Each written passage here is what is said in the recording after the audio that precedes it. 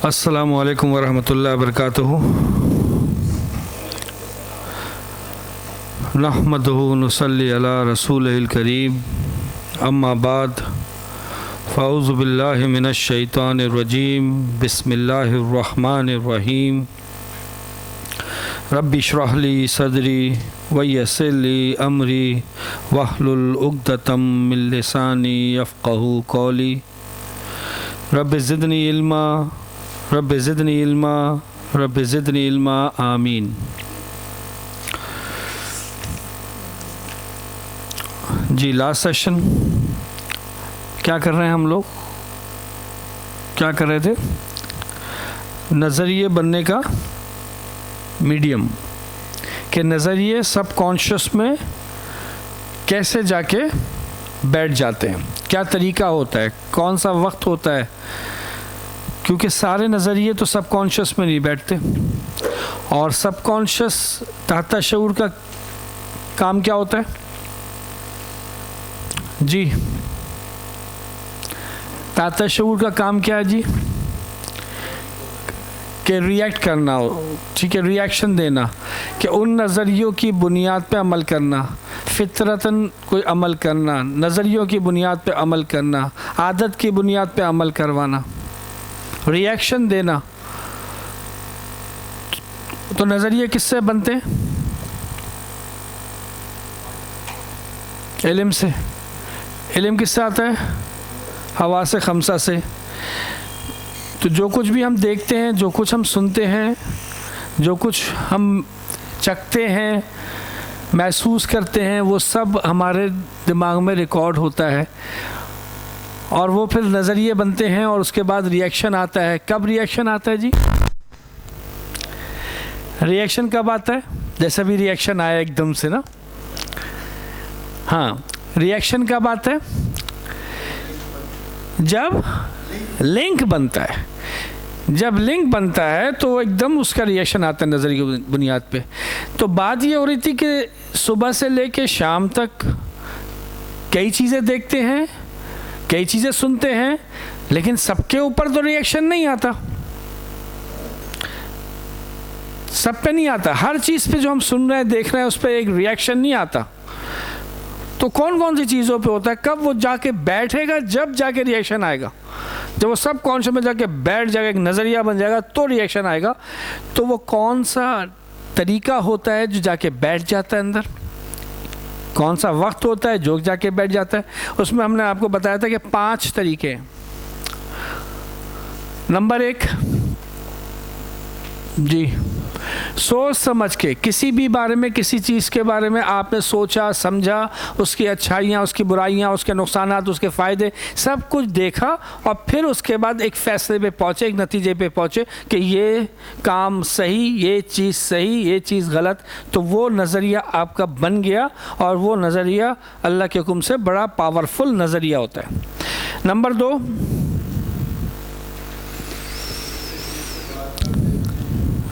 Repetition, बार बार करना, बार बार सुनना, देखना, सुनना, करना और बोलना। तो ये बार बार आप करते रहें तो क्या बन जाएगा? ये आपका एक बिलीफ बन जाएगा और ये सब कॉन्शियस में जाके बैठ जाएगा। अच्छा, अब इसके अंदर सोचने समझने की बात नहीं है, बस जो कुछ भी सुन रहे हैं, जो कुछ भी देख रहे हैं, चाहे वो अच्छा हो चाहे वो गलत हो, मैं जानता भी नहीं अच्छा है या गलत है, लेकिन मैं देख रहा हूँ, मैं सुन रहा हूँ और वो चीज़ मेरे दिमाग में बैठ गई। और उसके बैठने के बाद क्या हुआ कि वो मुझे उसी में अट्रैक्शन आ रही है, या वही अच्छी लग रही है, या कोई चीज़ मुझे बुरी लग रही है। और ये क्यों लग रही है, ये क्यों लग रही है, इसका सही जवाब मेरे पास नहीं है। बस मुझे बुरी लगती है, मुझे अच्छा नहीं लगता, मेरा दिल नहीं चाहता, मुझे एलर्जी है, मुझे देख के खौफ आता है, मुझे देख के अच्छा लगता है, मेरा पीने का दिल चाहता है, जब तक मैं पीऊँ नहीं, मेरा खाना हजम नहीं होता, कोक जब तक नहीं पिए, है ना। बहुत सारी चीज़ें मैं करने पे मजबूर हूँ, बहुत सारी चीज़ें मुझे अच्छी लग रही हैं, बहुत सारी चीज़ें मुझे बुरी लग रही हैं, लेकिन उसके पास, उसके लिए मेरे पास सही जवाब नहीं है। जवाब मैं ज़रूर देता हूँ, ऐसा नहीं है कि मैं जवाब नहीं देता, लेकिन मेरे पास जवाब है नहीं। हाँ जवाज़ है, जवाब नहीं है, जज़ाकल्लाह, जवाज़ है। क्योंकि ये मैं आपको आगे बताऊंगा आज इंशाल्लाह जी, थोड़ा सा जज़ाकल्लाह। क्योंकि अगर मैं जवाब नहीं, ये जवाज़ नहीं दिया तो क्या होगा, मैं अपने आप को मुतमईन नहीं कर पाऊंगा, सेटिस्फाई नहीं कर पाऊंगा, मुझे देना पड़ेगा। ऐसा कैसे हो सकता है कि मुझे पता ही नहीं कि मैं ये क्यों कर रहा हूं। तो इसलिए हकीकत में तो मुझे पता नहीं है, लेकिन मैं बताता हूं कि ये वजह है कि मैं ये करने की। आइए तीसरा नंबर,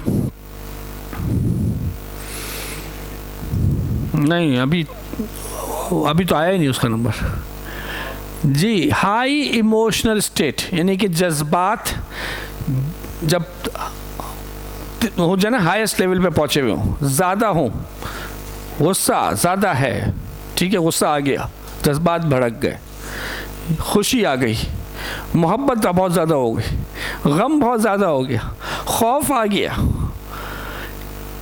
ठीक है, ये सारे जितने भी ये जज्बे हैं ये ज़्यादा यानी कि तेज़ी में आ जाते हैं, ये हाई इमोशनल हो जाते हैं। तो उस वक्त जो चीज़ें हैं अंदर जाने का बहुत ज़्यादा चांस होता है।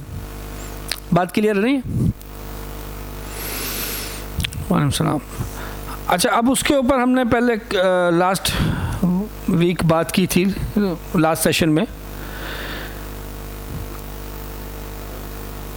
कि ज़ाहिर बात है ये सिस्टम जो है अल्लाह का बनाया हुआ है। अल्लाह ताला ने इसके अंदर ज़ाहिर बात है जो सिस्टम दिया है फ़ायदे के लिए दिया है, नुकसान के लिए नहीं दिया। और उससे फ़ायदा हासिल करने के लिए क्या कहा, क्या करा कि क्या क्या बार बार दोहराओ, क्या क्या देखो, क्या क्या सुनो, कुरान को, अच्छी बातों को, अच्छी चीज़ों को देखो, अच्छी बात बोलो, ठीक है, क्योंकि ये सब आप या मैं ये सब काम मैं करूँगा, अच्छा करूँगा, अच्छा बोलूँगा, अच्छा देखूँगा, तो वो मेरे अंदर, मेरे सब कॉन्शियस में जा रहा है। और फिर ऑटोमेटिकली आप जो हैं वो अच्छा बोल रहे होंगे, अच्छा सुन रहे होंगे, अच्छा ही कर रहे होंगे। रिएक्शन आपका किस पे आएगा? अच्छाई पे आ रहा होगा, मोटिवेशन मिल रही होगी, आसान हो जाएगा। क्योंकि सब कॉन्शियस में काम करना आसान होता है कॉन्शियस के मुकाबले में।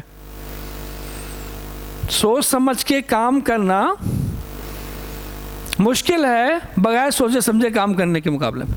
मिसाल दे दीजिए। हाँ जी, मिसाल।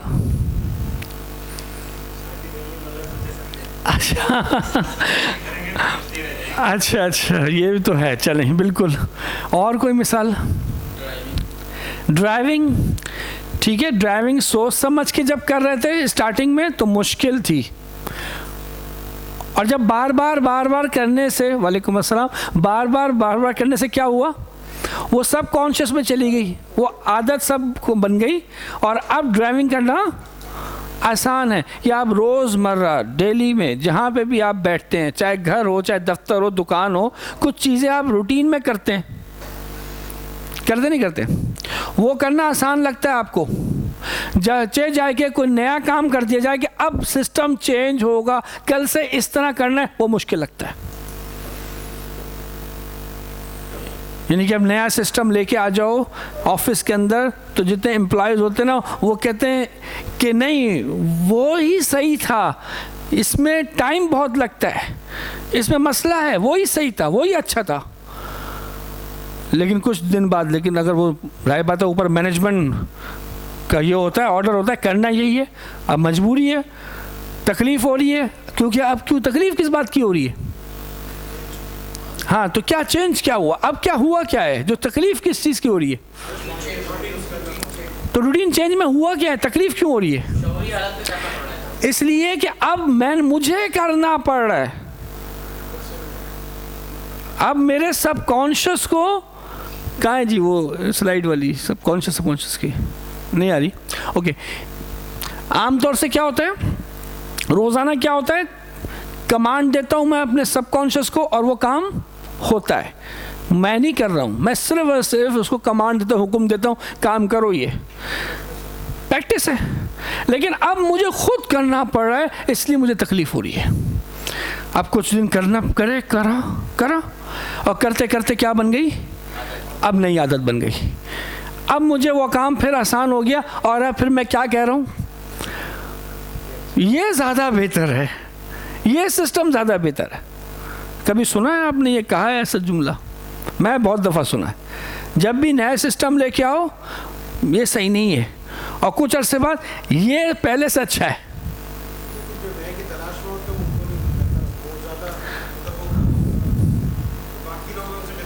हाँ जी जी, हाँ हाँ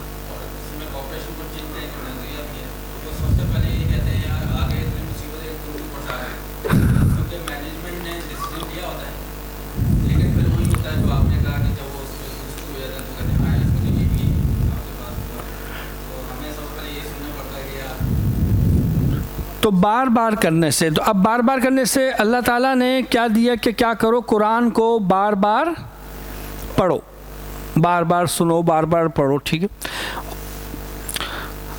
आइए, और गम खौफ और उससे में जब होता है उस वक्त चला जाता है तो क्या होगा, उसका फ़ायदा क्या होता है? कुरान पढ़ते हुए क्या फ़ायदा है जी?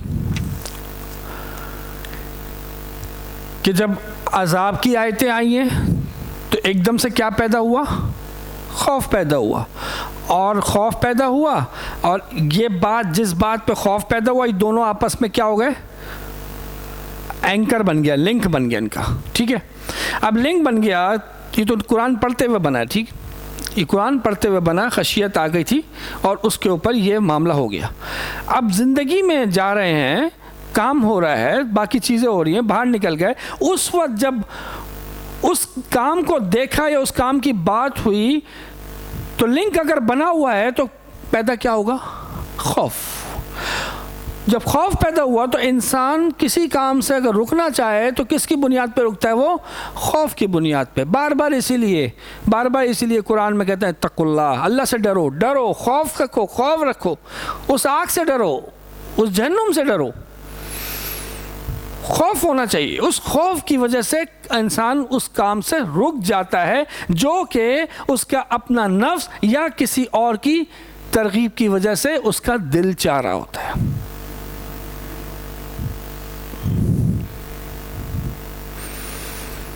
यहाँ बात क्लियर है? तो ये वो फ़ायदा देता है जब वो इंसान अपनी आम रूटीन लाइफ में जाता है कुरान पढ़ने के बाद। वो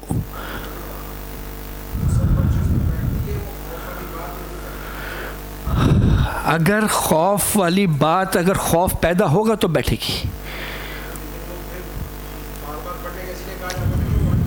हाँ, वो रीप्रोग्रामिंग की आप दोबारा पढ़ती, क्योंकि जाहिर बात है दोबारा पढ़ेंगे फिर वही खौफ पढ़ते हुए आएगा, वो है कॉन्शियस, लेकिन उसको दोबारा से ऊपर लाना पड़ेगा। जैसे कहते हैं दब गया है, उसको ऊपर लाना पड़ता है दोबारा से, क्योंकि आप किसी और माहौल में रहने से उसका असर आ गया, वो दब गया, अब वापस उधर जाके दोबारा इसको ऊपर लेके आना पड़ेगा।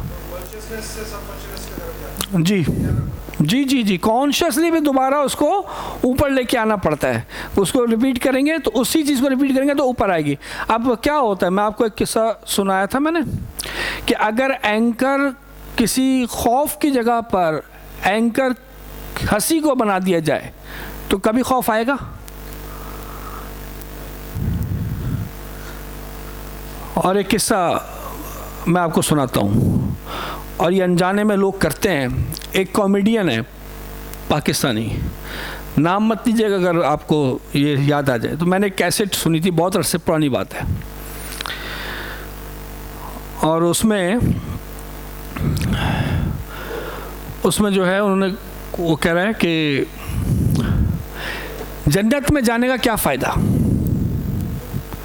जन्नत में जाने का क्या फ़ायदा, वहाँ तो कुछ जानने वाला ही नहीं होगा, ये जितनी भी एक्टर्स हैं, अदाकारें होंगी, ये तो जहन्नुम में होंगी। अब आप इससे अगला जुमला सुने हो, वो कहता है कि मैं तो जहन्नुम में जाऊँगा, मैं जहन्नुम में जाऊँगा, और ये जन्नत वालों को जहन्नुम वालों से बहुत कम पड़ेगा। सर्दी में आएंगे ठिठुरते हुए, जन्नत वाले सर्दी में आएंगे ठिठुरते हुए, और थोड़ी सी क्या मांगेंगे, थोड़ी सी आग दे दो, थोड़ी सी आग दे दो, मैं एक को नहीं दूंगा। और ये बात कही उसने, और पूरा जो हॉल में लोग थे सब क्या कर रहे हैं, हंस रहे हैं, हंस रहे हैं, क्योंकि वो मजाक के तौर पे लिया गया था, क्योंकि उस पे खौफ तो बैठा नहीं था। हमारे अंदर भी खौफ नहीं बैठा, उसको सुन के हम भी हंसे थे, उस वक्त तो हम भी हंसे थे, लेकिन बाद में ये सोचते हुए भी झुरझुरी आती है कि कोई कैसे कह सकता है कि मैं जहन्नुम में जाऊंगा। यानी कि इस पर तो झुरझुरी सी आ जानी चाहिए, खौफ ज़्यादा होना चाहिए कि वो मजाक कर रहे हैं, हंसा रहे हैं खाली। अब ये क्या हुआ, जो लोग सुन रहे हैं और हंस रहे हैं, इस लफ्ज़ के साथ, इस जहन्नुम के साथ लिंक क्या बनाया, हंसी को। अब जहन्नुम का बात होगी, अजाब की बात होगी, खौफ पैदा होगा उनके अंदर? कभी नहीं पैदा होगा। कहाँ से पैदा होगा?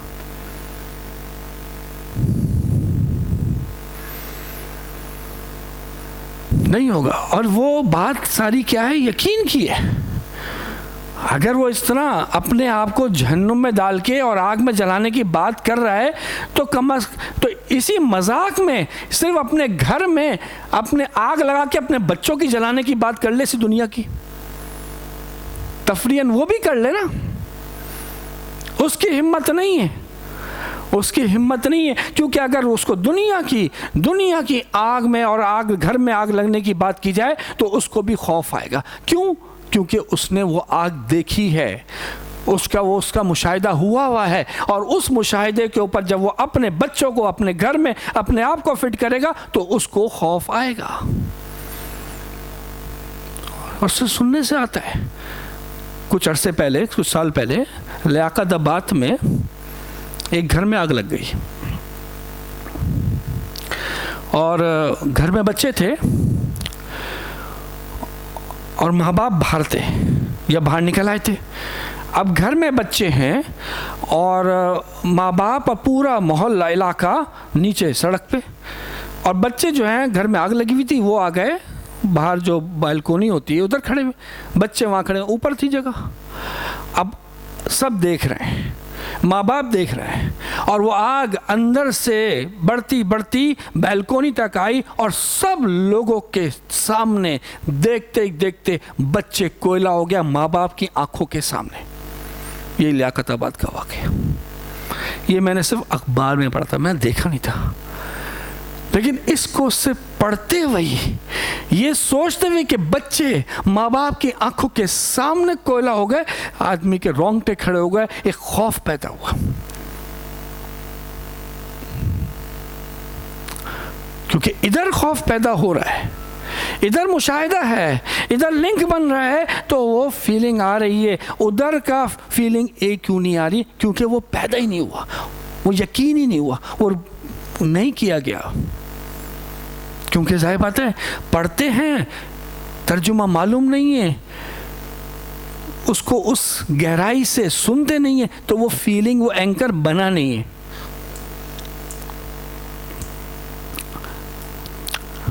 ये क्या था? तीसरा।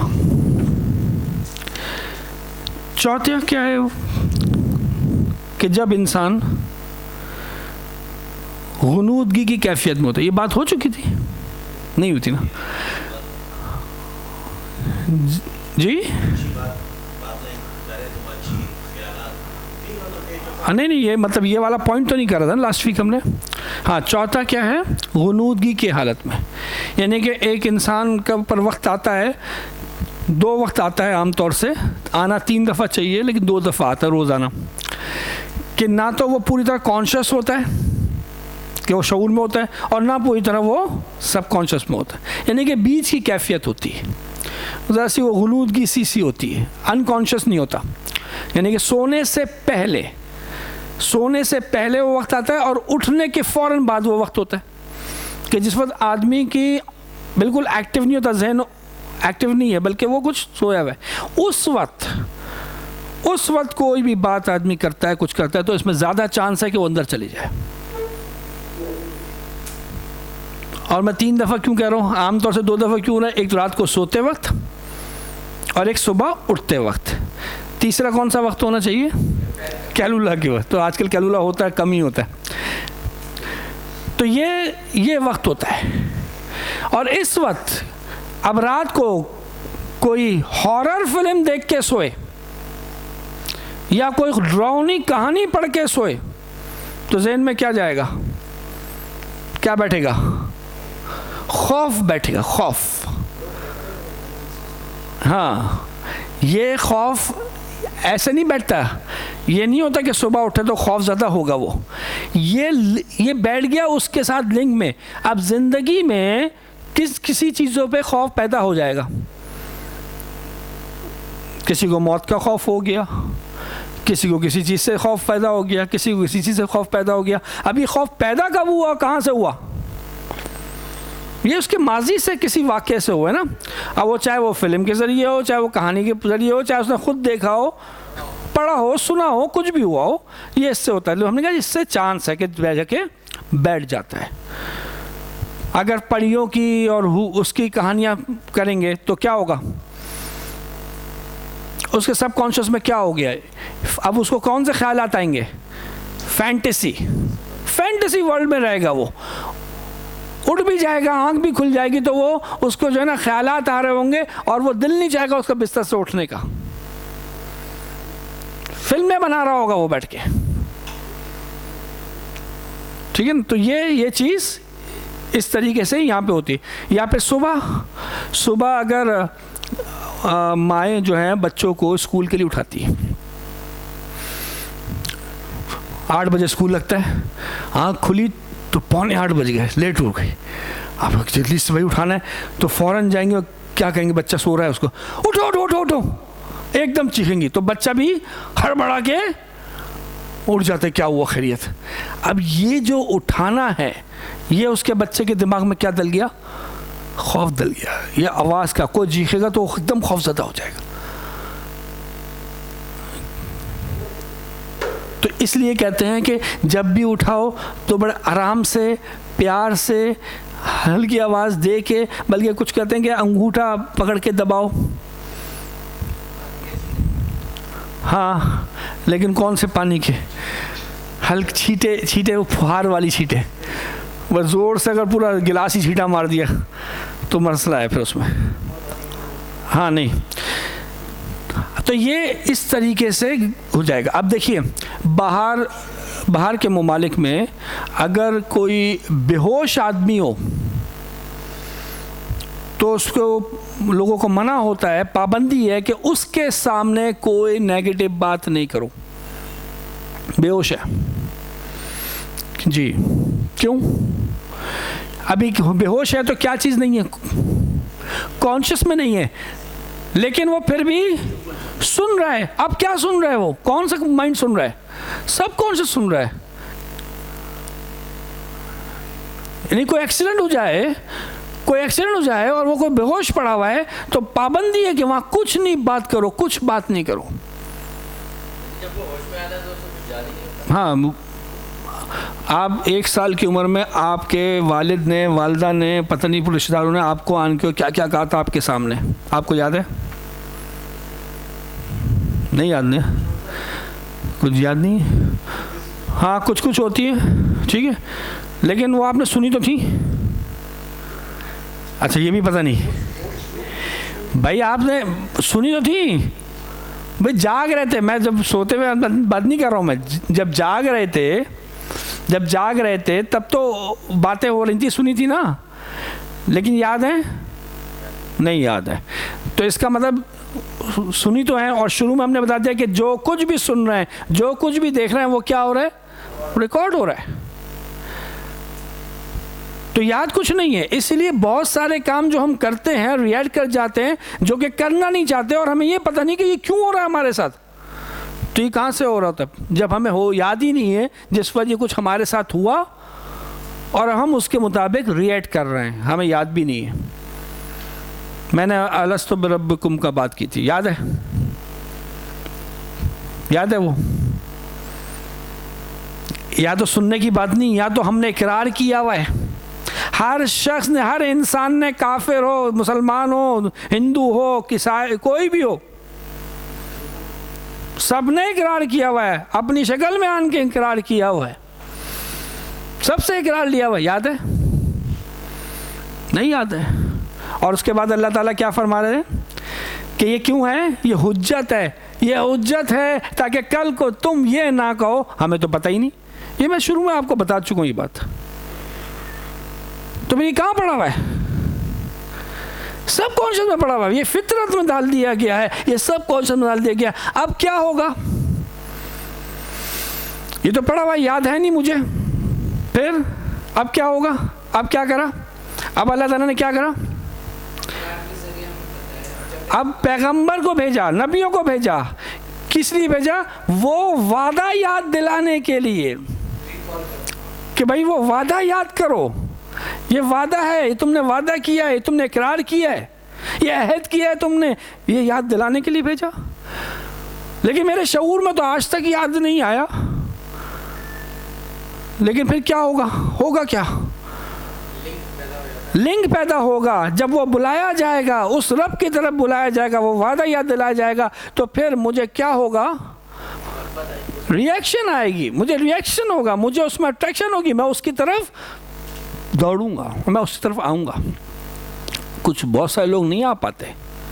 वो क्यों है? वो तो आगे आएगा इंशाल्लाह, पहले भी मैं आपको बता चुका हूँ।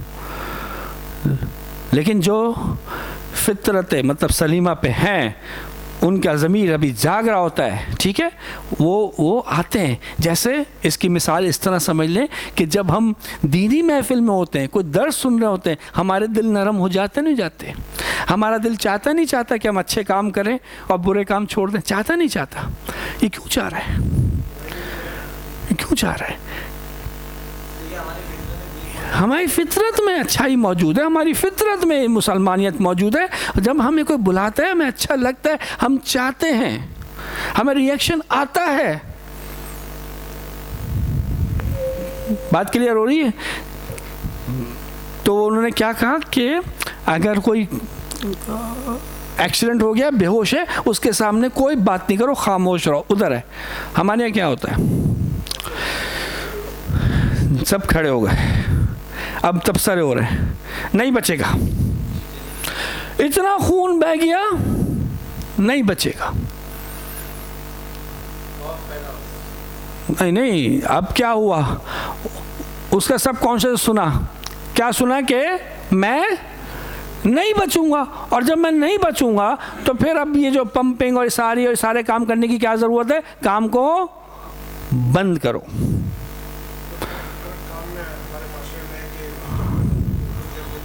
हाँ, तो अब क्या हुआ कि जब वो उधर अंदर से काम करा, तो उसके बाद उसकी मौत होने की भी चांस है। तो ये चीज़ एक तरीके का क्या हुआ? कत्ल हो गया।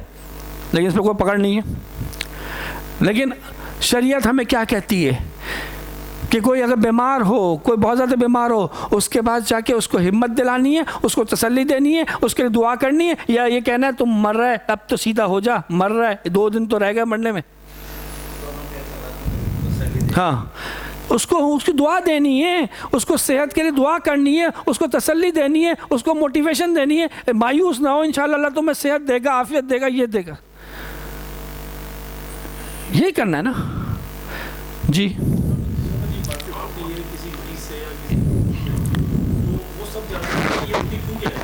हाँ हाँ हाँ, बिल्कुल आती है। एक दिन वो हमारी बेगम गुस्से में थी। मैं वो जो कहानी बता रहा हूँ वो एक दिन की है, वो कितने दिन होता है उसको छोड़े। लेकिन एक दिन वो बड़े जैसे गुस्से में थी, तो अब मैंने कुछ बोलना शुरू कर दिया कि तुम ऐसी तुम ऐसी तुम ऐसी। तो कहने लगे अच्छा मुझे आप ऐसा नहीं कर। मैंने कहा ये मैं तुमसे नहीं बात कर रहा, ये मैं तुमसे नहीं बात कर रहा, वो तुम्हारे उससे बात कर रहा हूँ, अंदर जो है तुम्हारे सब कॉन्शियस को से बात कर रहा हूँ, उससे बात कर रहा हूँ, मैं तुमसे बात नहीं कर रहा। तो एक्चुअली वो जब मैं बताता हूँ ना, अभी आगे शादी मैटर्स में बताता हूँ भाई किस तरीके से जब बेगम गुस्से में आए तो क्या करें, या इसमें ही बताता हूँ कि भाई क्या करें, आप कॉन्शियस में लेके आए, उनकी तारीफ़ करें। यहाँ पे ही बताया था ना, तारीफ़ करें, ये करें। तो मेरी बेगम भी क्लास में होती थी, तो अब घर जाके जब ये मैं काम कर रहा था तो कहते हैं कि मैं भी क्लास में थी, मुझ पर ना आजमाइए आप। लेकिन उसके बावजूद उनको अच्छा लगता था। कॉन्शियसली ये पता है कि ये वही चल रहा है, कॉन्शियसली पता है कि वो चल रहा है, लेकिन सब कॉन्शियस को ये नहीं पता है कि ये ड्रामा चल रहा है। बाय नेचर नहीं, ये उसको नहीं मालूम कि ड्रामा है, उसको नहीं मालूम ये ड्रामा है। उसको तो ये है कि ये कमाल है, ये हो रहा है। आगे इंशाल्लाह इसको और क्लैरिटी आएगी।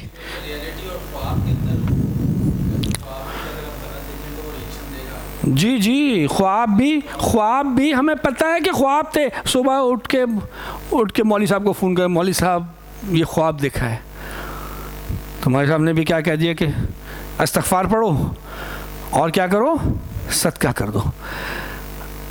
अब सदका का क्या करो, जैसी पार्टी उसके मुताबिक मशवरा दे दिया। अच्छा 100% नहीं है ये कि हर एक को हम कहें कि हर मौली साहब ऐसा करते, लेकिन ये क्या हुआ, आप सदका कर दो। अच्छा मौली साहब बकरा तो मैं साहब कहाँ करूँ, मुझे तो पता नहीं, आप ही कर दें। अच्छा ठीक है जी, इतने का होगा, वो पैसे पहुँचा दूंगा मैं आपको। अच्छा जी हो गया। अब मौली साहब ने वो बकरा करवा दिया, और फिर उसके बाद जो है शायद उनको भी फ़ायदा हो गया कि उनके घर में भी आ गया गोश्त आज। तो ये डिपेंड करता है वो। तो ये चीज़ होती है। क्यों हो रही है, वो तो ख्वाब था, लेकिन वो असर रहा, उसका असर हुआ। मैंने आपको पहले भी बताया था ना कि कोई चीज़ अगर हक, ज़रूरी नहीं है कि जो असर करती हो वो हक हो। फिल्म, ड्रामे ये सब देखते हैं, पता है कि झूठ है, पता है ऐसा नहीं हो रहा, लेकिन उसके बावजूद हीरो हीरोइन के मरने के ऊपर आंसू क्यों बह रहे हैं? किधर है कॉन्शियस? असर आ रहा है ना, क्योंकि कौन असर ला रहा है? ये सब कॉन्शियस लेके आ रहा है। उसको नहीं पता कि ऐसा नहीं हो रहा, उसको नहीं पता कि ये झूठ है। उसको जो दिखाया जा रहा है बस उसके लिए वो ही है, और उसके मुताबिक जो उसने इसमें जज्बात देने हैं वो देगा, जो एक्शन कराने हैं वो कराएगा। बात क्लियर हो रही है?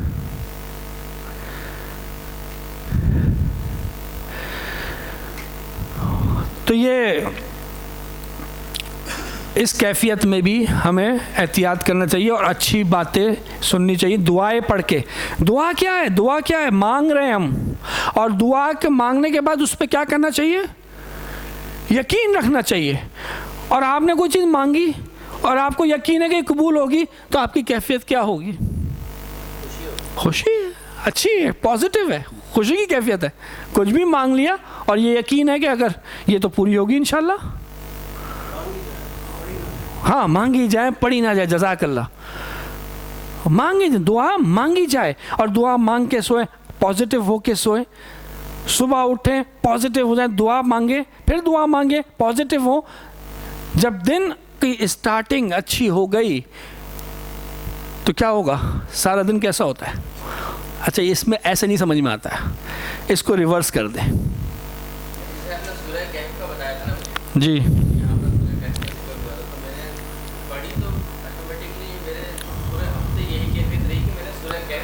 हाँ, मेरे ये दिन अच्छे गुजर रहे हैं और मैं सीख रहा हूँ, बहुत तेज़ी से सीख रहा हूँ अल्हम्दुलिल्लाह।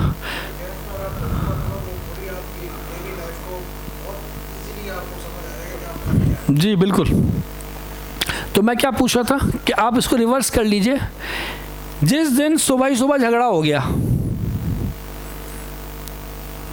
हो जाता ना, हो गया, मूड ख़राब था, बाहर निकले। अब आप याद कर लीजिए वो दिन कैसा था, झगड़े ज़्यादा हुए या कम हुए? ज़्यादा हुए। मैंने क्या, झगड़ा हुआ और किस मूड से गए? ख़राब मूड से। उस दिन का बताइए।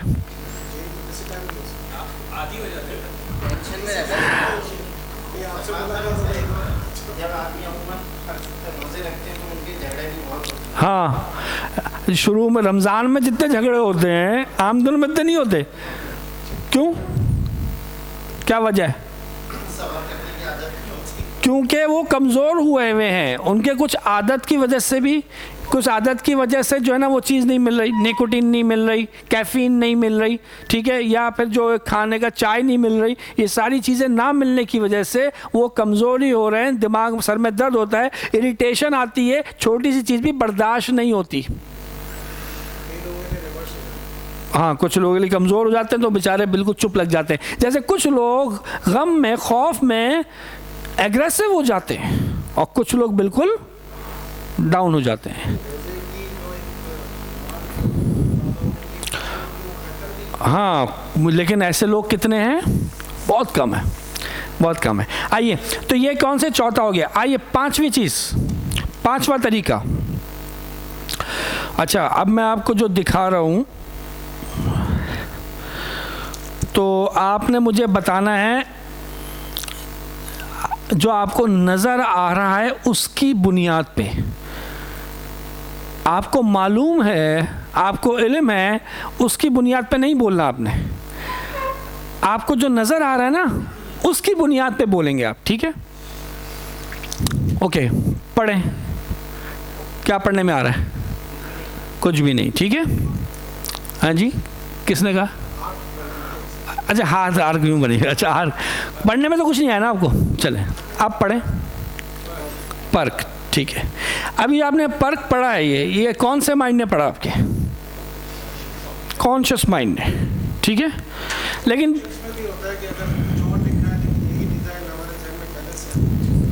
इसका मतलब क्या है? आगे आ रहा है। अभी आपके किसने पढ़ा? ये कॉन्शियस माइंड ने। लेकिन जो मैं तेजी से घुमा रहा था, आपका कॉन्शियस माइंड पढ़ पा रहा था? नहीं पढ़ पा रहा था, लेकिन ये फिर भी पढ़ा गया। किसने पढ़ा? सब कॉन्शियस ने पढ़ा। कॉन्शियस तो नहीं पढ़ पा रहा, आपको तो पता नहीं चल रहा, लेकिन फिर भी पढ़ा गया। लेकिन इतनी तेजी से घुमाने पे भी पढ़ा गया, क्यों? कैसे पढ़ लिया उसने? अभी तो हुआ नहीं, पहली दफ़ा दिखाया। नहीं, मैंने तो अभी पहली दफ़ा दिखाई है, नहीं था पहले कहीं। नहीं, अभी नहीं था, अभी पढ़ लिया, अभी इसको पढ़ा है। मैं कह रहा हूँ इसको भी पढ़ लिया। कैसे पढ़ लिया? इतनी तेज़ी से घुमा रहा हूँ फिर भी पढ़ लिया। क्या? इसके जवाब पे 2 चॉकलेट। मैंने कहा है कि अभी इसके तेज़ी से घुमाने पर भी ये पढ़ा गया। ये क्यों पढ़ा गया तेज़ी से भी घुमाने पे? ये आँख जो है 1 सेकंड में कितने इमेज बनाती है? 25 इमेजेस बनाती है 1 सेकंड के अंदर। तो जब ये तेजी से जा रहा है तो 1 सेकंड के अंदर इसके इमेज बन गए, नहीं बन गए? इसलिए पढ़ा गया ये कि इमेज जो है इतना तेज बन रहा है। और ये जो है ये कहाँ चला गया? सब कॉन्शियस में। और इसे कहते हैं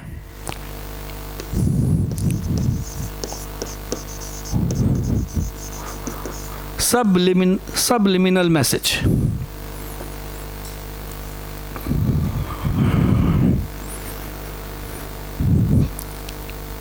कि ये डायरेक्ट ये आपके सब कॉन्शियस में पहुंचाया गया मैसेज। और ये थ्योरी 1958 में सबसे पहले CIA ने इस्तेमाल की, इसको यूज़ किया। और वो क्या करते थे कि अपने जासूसों के अंदर जो भी उनके कमांड्स होती थी वो इस तरीके से सबकॉन्शियस में डालते थे ताकि वो जो हैं किसके मुताबिक काम करें? जो उन्होंने कमांड दी है, ना कि अपनी सोच के मुताबिक। यानी कुछ ऐसे काम भी करवाने होते हैं जिसमें अक्ल जो है कहती नहीं मैंने कैसे कर लूँ ये। लेकिन अगर वो सब कॉन्शियस में पड़े हुए हैं उसने करना ही है, ऑटोमेटिकली यही करना है।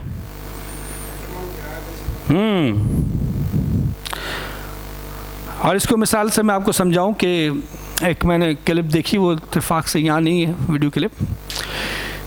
इसी तरह एक ट्रेनर थे, वो खड़े हुए थे, उन्होंने बात किया कि भाई एक नाम सुना है आपने, हिप्नोसिस। हिप्नोसिस भी एक्चुअल क्या है कि ये सब कॉन्शियस में मैसेज डालने वाला, ठीक है, पहुंचाने वाला।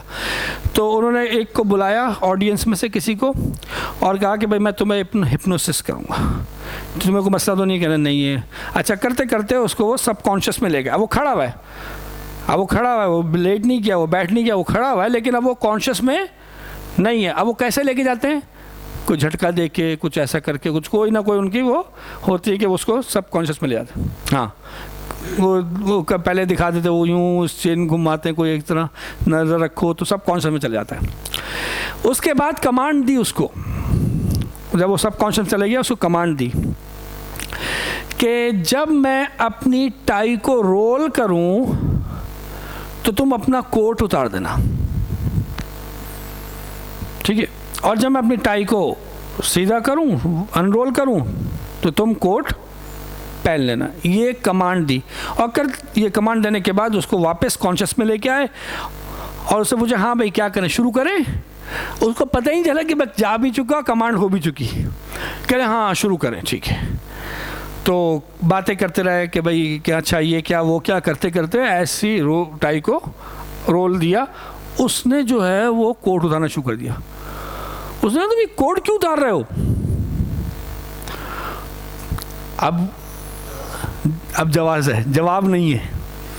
उसके पास जवाब नहीं है, लेकिन उसने जवाब दिया। उसने जवाब क्या दिया? मुझे गर्मी लग रही है। ये बात जरा गौर करें इस पे। वो क्या कह रहे हैं? मुझे गर्मी लग रही। झूठ बोल रहे हैं? झूठ बोल रहे हैं? नहीं, उसको बेचैनी, उसको घबराहट उसको हो रही है। वो झूठ नहीं बोल रहा कि उसको लग रही है गर्मी, लेकिन एक्चुअली वो गर्मी की वजह से नहीं उतार रहा, वो उस कमांड की वजह से उतारा। लेकिन उसके बॉडी को ये जवाब फराहम, मतलब ये हुआ कि भाई ये चीज़ को कुछ ना कुछ तो होना चाहिए ना, उसने उतार दिया। फिर उसके बाद उसने टाई को अनरोल किया, तो उसने फिर वो कोट पहनना शुरू किया। भाई अब तुम कोट क्यों पहन रहे हो? कह रहा मुझे सर्दी लग रही है, मुझे सर्दी लग रही है। फिर उसने दोबारा करा, फिर उतार दिया, और फिर उसको वापस बताया कि भाई ये तुम्हें कमांड दी गई थी, डोंट माइंड। फिर इसको क्लियर करा, नहीं निकाल दी वो तो। हाँ, वो जब वो उसको बता दिया कि ये कमांड है, आप बता दिए ना, अभी नहीं, अभी जैसे अब उसको बताते कि तुम्हें कमांड दी गई थी, अब तुम कॉन्शियसली उसका फैसला हुआ कि ये मैंने अब आइंदा नहीं करना क्योंकि ये उसकी वजह से हो रहा है, तो ओवरराइट हो जाएगी। क्योंकि जाहिर बात है, अगर हम इतनी बातें कर रहे हैं कि सब चला गया, हम तो हमारे तो फिर क्या रह गया फिर हमारे पास? हाँ हाँ, वो रहता है, लेकिन वो रहता है अगर कोई चीज़ गलत चली गई है वो कैसे सही होगी वो भी आगे आएगा ना। भाई चीज़ें जा रही हैं, अब गलत हो रही हैं, तो क्या करें भाई। तो अब ये इस तरीके, एक और मैं आपको वाक़या सुनाऊँ। वो वाक़या नहीं है बल्कि इसी तरीके से इसको एक्सपेरिमेंट किया गया। जैसे रास्ता था, ये इधर उन्होंने निशान लगाया, सपोज यहाँ पे एक लाइन ड्रॉ कर दी, और उसको कमांड ये दी सबकॉन्शियस में कि जब तुम इस लाइन पे पैर रखोगे ना तो तुम यू फील ड्रंक, यानी तुम्हें क्या महसूस हो कि तुम कौन हो? नशे में हो, तुम नशे में हो। और वैसे उसने कोई पिया हुआ नहीं था, लेकिन उसको कमांड दे दी। अब उसके हाथ में कोल्ड ड्रिंक का पकड़ा दिया और कहा कि चलो ज़रा। अब उसको नहीं मालूम, और कहा ज़रा चलो तुम ज़रा आओ। अब वो लेके चल रहा है, आराम से चल रहा है, और जैसे ही उसने इस पे पैर रखा,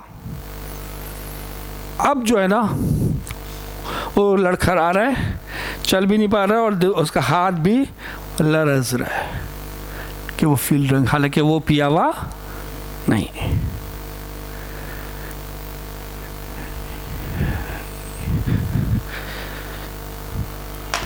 तो ये सबलिमिनल मैसेज जब जाते हैं, आ रहा हूँ अभी, अब देखिए अभी सारे इसी में आ जाएंगे, और भी कई तरीके होंगे, जितना हम हैं वो मैं आपको बता रहा हूँ। तो ये तो 1958 में CIA ने स्टार्ट किया। फिर उसके बाद इसको एडवर्टाइजिंग एजेंसी ने इसको यूज़ किया, और सबसे पहले एक पॉपकॉर्न बनाने वाली कंपनी ने इस पे यूज़ किया गया। और वो क्या किया गया कि सिनेमा में ब्रेक आता है, और उस ब्रेक में इश्तिहार दिखाए जाते हैं, और इश्तिहार में उस पॉपकॉर्न को उसी तरह दिखाया गया जिस तरह मैंने पर्क दिखाई थी, कि ऐसे गुजार दिया कि किसी को पता ही नहीं चला कि ये क्या था, ऐसे गुजार दिया, नहीं पता किसी को, कॉन्शियसली किसी को नहीं पता क्या था ये। लेकिन रिजल्ट क्या आया कि पॉपकॉर्न की सेल जो है ना बाद में डबल हो गई।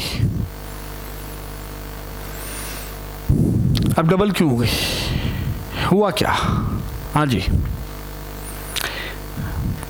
क्या हुआ क्या?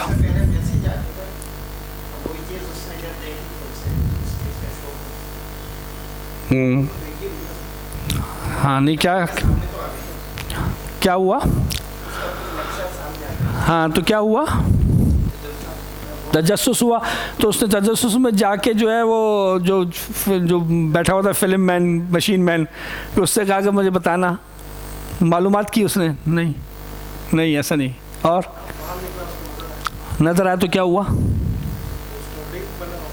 उसका लिंक बना तो क्या हुआ? डिमांड पैदा हुई, तो उसको चाहिए। मिसाल के तौर पे यूँ समझ लीजिए, बात बिल्कुल सही है आपकी, कि अंदर बैठा हुआ है, सब कॉन्शियस में पड़ा, उसका वो पूरा बैठा हुआ है ना, पूरा डिज़ाइन, पूरा नाम सब बैठा हुआ है। अब वो पॉपकॉर्न खरीदने गया है सपोज, ठीक है, 4 ब्रांड रखे हुए हैं, हाथ किस पे जाएगा? जो अंदर बैठा हुआ है, अट्रैक्शन उसमें आएगी, उसको लेगा, वो वही चाहिए उसको, वही अच्छा लगेगा। और वो जो खा रहे हैं बस मेरा टेस्ट ऐसा लगेगा, क्या कहेंगे, मेरा टेस्ट डेवलप है, मुझे यही अच्छा लगता है, मुझे यही चाहिए, उसको ये ले लो वो ले लो, नहीं मुझे यही चाहिए। बच्चे जिद करते हैं मुझे यही चाहिए, इससे अच्छी ऑफर कर दो, नहीं चाहिए, मुझे यही चाहिए। जज़ाकल्लाह। Pepsi Pepsi Pepsi Pepsi Pepsi, भाई करोड़ों रुपए खर्च कर रहे हैं महीनों के, क्यों कर रहे हैं? सब जानते हैं पेप्सी को, वो कहाँ बिठाना चाहते हैं पेप्सी को।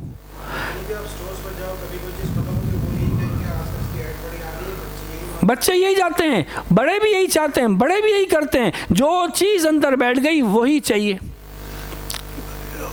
वर्किंग समझ में आ गई? अब आ जाइए, मैं आपको, ये तो आम सा पहलू है ना, कोई बात नहीं, ख़तरनाक एरिया भी बता दूँ।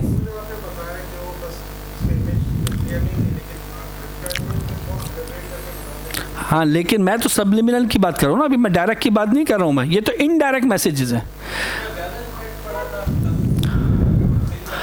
हाँ इस पे ज़्यादा पड़ता है क्योंकि तो बैठ गई है, वो तो जाहिर बात है मुकाबला हो रहा है, अभी भी है, अभी भी है, अभी मैं आपको आगे वही बता रहा हूँ।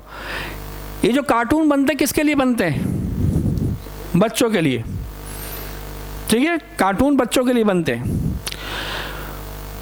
अच्छा, हमारी आँख जो है, आप कभी फ़ोटो आपने खींची है कैमरे पे या मोबाइल पे, तो किसी को फोकस करके खींची जाती है ना,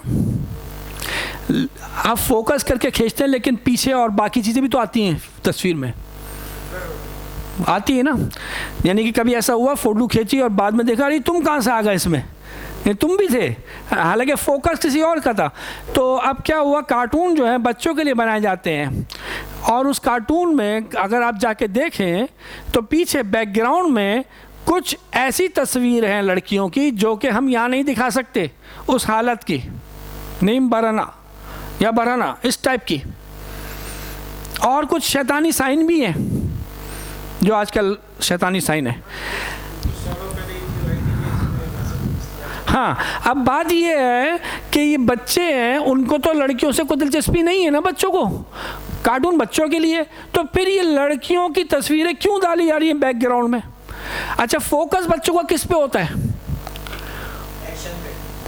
क्रिएचर्स, जो उसके वो कैरेक्टर्स हैं उन पे फोकस है, ठीक है, फोकस उन पे है, लेकिन बैकग्राउंड में जो है वो भी तो अंदर जा रही है, तस्वीर खींच रही है, बैकग्राउंड में वो भी जा रही है। वो जो बैकग्राउंड वाली तस्वीर है वो कहाँ जा रही है? सब कॉन्शियस में, कॉन्शियसली उसके ऊपर है, सब कॉन्शियस में वो जा रही है। आप मुझे देख रहे हैं, फोकस मुझ पे है, ये भी लोगों जा रहा है। बात समझ में आ रही है? ये रिसर्च है, most dangerous programmes are cartoons. हाँ, आ रहा हूँ टॉम एंड जेरी के अलावा, बल्कि आप इस पर सेकुलर स्कूल्स में चले जाएं, उनके जो टीचर्स हैं वो अब पेरेंट्स को कहते हैं, वालिदैन को बुला के कहते हैं कि आप जो हैं ये रेसलिंग, कार रेसिंग, ये वाले जो प्रोग्राम्स हैं उनको ना दिखाएं, क्योंकि उसमें एग्रेशन पैदा हो रहा है उनके। बल्कि देखो ना, रेसलिंग देखते हैं जैसी ख़त्म होती है घर में रेसलिंग शुरू हो जाती है, और जो बच्चे कार रेसिंग में जाते हैं उनके अंदर एक अजीब सी एग्रेशन, बेचैनी, फ्रस्ट्रेशन पैदा होती है। वो बहुत सही जगह पे शो करते हैं, उनके मिजाज का हिस्सा बन रहा है। तो बात ये हो रही है कि वो जो बच्चे जिनको छोटे हैं, कार्टून बच्चों के लिए पीछे लड़कियों की तस्वीर किस लिए? हाँ जी, किस लिए? जब वो बड़े होंगे, जब उनका ग्लैंड काम करेगा, जब उनके हार्मोन्स बनेंगे, जब उनको फितरी ख्वाहिश, जो फितरी जिनसी ख्वाहिश पैदा होगी, जो कि फितरत में है, जो पैदा होनी है, और जब पैदा होगी उस वक्त कंट्रोल चाहिए होता है। और उस वक्त ये पहले से पड़े हों और वो फिर बाहर लाइव देखें, टीवी पे देखें, पोस्टर पे देखें, होर्डिंग्स पे देखें, वैसी तस्वीरें देखेंगे तो क्या होगा? अट्रैक्शन आएगी, तलब आएगी, एक तो फितरी तलब, ऊपर से इसकी तलब, और फिर चाहने के बावजूद कंट्रोल नहीं होता। कितने लड़के हैं, कितनी लड़कियां हैं, वही कहते हैं कि हम चाहते हैं कि हम पे कंट्रोल हो, हम नहीं करना चाहते, लेकिन फिर भी उन पे कंट्रोल नहीं हो रहा।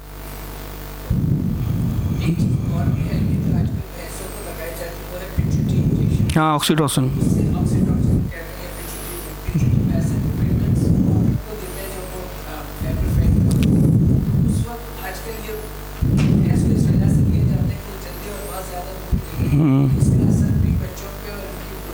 जी, आप तो बैंड हो गया, आप तो बैंड है ये। हाँ, आप तो पोल्ट्री तो अभी कहानी अलग ही है वो। हम तो आपको एक ये सिर्फ मैसेजेस ही अभी जहन के ऊपर जिससे इस पे काम हो रहा है, बाकी खुराक के ज़रिए क्या और नुकसान आते हैं वो एक अलग चीज़ है, उसकी तो अलग वर्कशॉप चाहिए कि चिकन के ऊपर, इसके ऊपर। तो क्या हुआ कि ये जब चीज़ें जा रही हैं अंदर और वो रिएक्शन आ रहा है और वो अट्रैक्शन आ रहा है, अब वो रोक नहीं पा रहा। इस मौके पर मैं आपको यहाँ पे एक हदीस सुनाना चाहूँगा, और उन वालिदैन के लिए जो ये अपने बच्चों के लिए बड़े परेशान होते हैं कि बच्चे बिगड़ रहे हैं और ये हो रहे हैं और वो हो रहे हैं, और उसका सारा ज़िम्मेदार जो हैं वो मीडिया, माहौल, हुकूमत, जिसको भी दे रहे हैं। तो इस तरफ भी तवज्जो की ज़रूरत है। यह हदीस आपने सुनी हुई होगी कि अल्लाह के नबी सल्लल्लाहु अलैहि वसल्लम ने फरमाया कि कोई शख्स बाज़ार जाए, घर से बाहर निकले, बाज़ार जाए और किसी औरत को देखे और उसके दिल में मिलान पैदा हो, तो क्या करे? वापस अपने घर जाए और अपनी बीवी से मिले, ताकि उसकी वो तबीयत सेटल डाउन हो सके। मफ़हूम बता रहा हूँ आपको।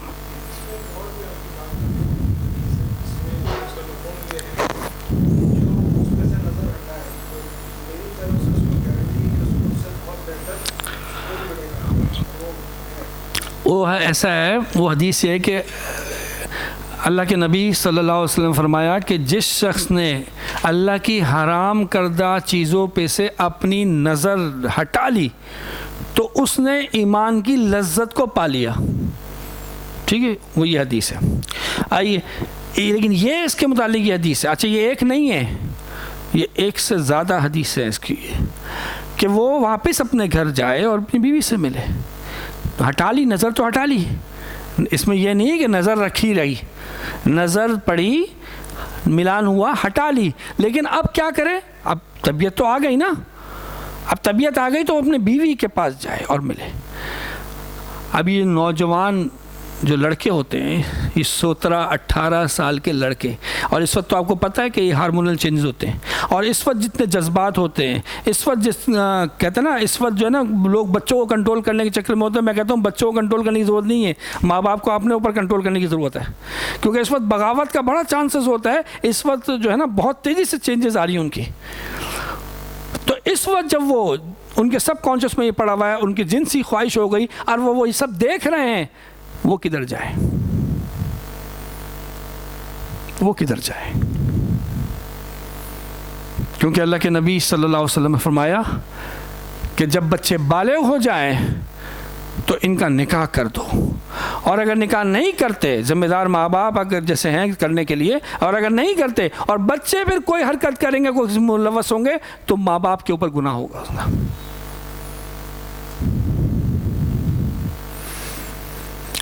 जी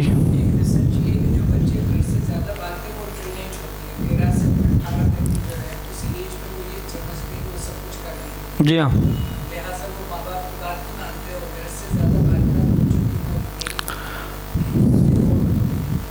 और भी वजह है, लेकिन ये बात अभी यहाँ पे ये हो रही है कि इस वक्त जो है ये सब लिमिनल मैसेज की वजह से अंदर मैसेजेस जा रहे हैं, कुछ जानबूझ के प्लानिंग के साथ, कुछ अनजाने में। भाई नकल के लिए भी अकल की ज़रूरत होती है, बस नकल कर रहे हैं, काम उन्हीं का हो रहा है। तो ये चीज़ हो रही है। अब इसको, ये जो हम जाते हैं, बाहर निकलते हैं, मुख्तलिफ़ किस्म की चीज़ें देखते हैं, कोई मैसेज डाल रहा है, कुछ जा रहा है, कुछ हो रहा है ना, तो ये क्या होगा? वो क्या है कि एक एक स्लोगन, दाग तो अच्छे होते हैं, और जवानी एक दफ़ा मिलती है, और इसके स्लोगन जो होते हैं ये वो मैसेजेस हैं। जवानी मज़े उड़ा लो, फिर मिले ना मिले, जवानी दीवानी, ये सारे जितने भी मैसेजेस हैं, ये क्या मतलब है? ये ऐसे ही होते हैं, तफरी के लिए होते हैं। इसके पीछे पूरे वर्किंग होती है, काम होता है इसके पीछे। हाँ, पॉजिटिव हो तो हम करा चुके, पॉजिटिव होते हैं, पॉजिटिव भी होते हैं, दोनों होते हैं जी। जैसे चाहो जियो, सारी रात बात करो, और पता नहीं कैसे कैसे जुमले आ रहे हैं, सब कह दो। हाँ, कोई देखे ना देखे, बहुत बड़ा हाँ, क्या? हाँ, अच्छा, हाँ, उसके पीछे जो है ये लिखा कि जबकि उस बंदे का नाम था शबीर, और उसने अपना नाम जलाया, जबकि इसके पीछे जो मैसेज था ना वो ये था कि देखना था कि शबीर तो देखेगा। चले, अब देखिए ये पूरा, ये जो है ना, ये क्या है, ये कहाँ जा रहे हैं? ये सारे मैसेज अंदर जा रहे हैं, और ये अपना वर्क करते हैं अपने टाइम पे। जब लिंक बनेगा वर्क करेंगे। अब ये जा रहे हैं मेरे अंदर, अब मैं कैसे रोकूं इसको? अब असल बात यह है कि ये जो हो रहा है, इसको मैंने रोकना कैसे है कि ये मेरे अंदर जाके हलचल नहीं मचाए, परेशान ना करे, मेरी ज़िंदगी को डिस्टर्ब ना करे। हाँ जी, कैसे रुकेगा? ओके, औज़ुबिल्लाहि मिनश शैतानिर रजीम, ठीक है। और जो करें सोच समझ के करें, और आप में नफ्स को कंट्रोल करें। हाँ ठीक है, ठीक है, अभी आप अपनी ट्राई दीजिए बस, ठीक है। आप क्या कहते हैं? हाँ बोलें राय दें, क्या होना चाहिए, क्या करें? ज़हन और तवज्जो कहीं और मुंतकिल करें, ठीक है। और जो उसको तालीम दी गई थी कि भाई ये चीज़ गलत है, तो उसके ज़हन में आ जाती है कि नहीं अब इससे रुकना है, ठीक है, माहौल चेंज करें, ठीक है। और कुरान पढ़ें, जी, दुआ और दुरूद शरीफ पढ़ें, ठीक है। और एनवायरनमेंट चेंज करें, और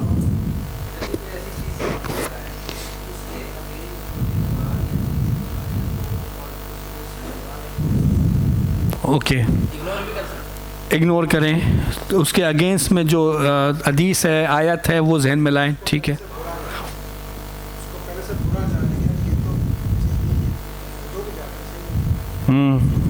ठीक। और हाँ, कोई आदमी मेरे घर में दाखिल हो रहा है, ठीक है, जिसको मैं पसंद नहीं करता, मैं नहीं चाहता हूँ मेरे घर में दाखिल हो, और वो आ रहा है, क्या करूँगा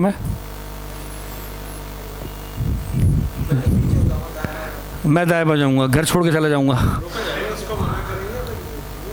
उसको मना करेंगे, उसको रोकेंगे, ठीक है, उसको रोकना पड़ेगा। वो घुस रहा है, उसको पीछे धक्का देना पड़ेगा, धकेलना पड़ेगा, ये लाजिम है, वो वरना तो घुसेगा अंदर, वो तो अंदर घुसने की कोशिश कर रहा है, उसको पीछे धकेलना पड़ेगा। इसी तरीके से कोई भी इसी तरीके का नज़रिया अंदर ना आ जाए, कोई बुराई अंदर ना आ जाए, उसको पीछे धकेलना पड़ेगा और उसके खिलाफ काम करना पड़ेगा। जब तक उसके खिलाफ काम नहीं करेंगे तो ये चांस है कि वो अंदर दाखिल हो जाए। दलील क्या है इस बात की? दलील होनी चाहिए ना, मेरी बात की कोई वैसी थोड़ी वैल्यू है कोई। हाँ जी, क्या दलील है इस बात की?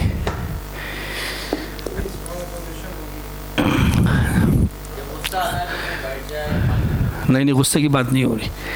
अल्लाह के नबी सल्लल्लाहु अलैहि वसल्लम ने फरमाया कि जब भी बुराई को देखो तो उसे किससे रोको? हाथ से रोको। अब हाथ से रोक नहीं सकते, पावर है नहीं, ठीक है, मैं बाख्तियार तो हूँ नहीं, तो मैं हाथ से तो रोक नहीं सकता, तो मैं किससे रोकूं?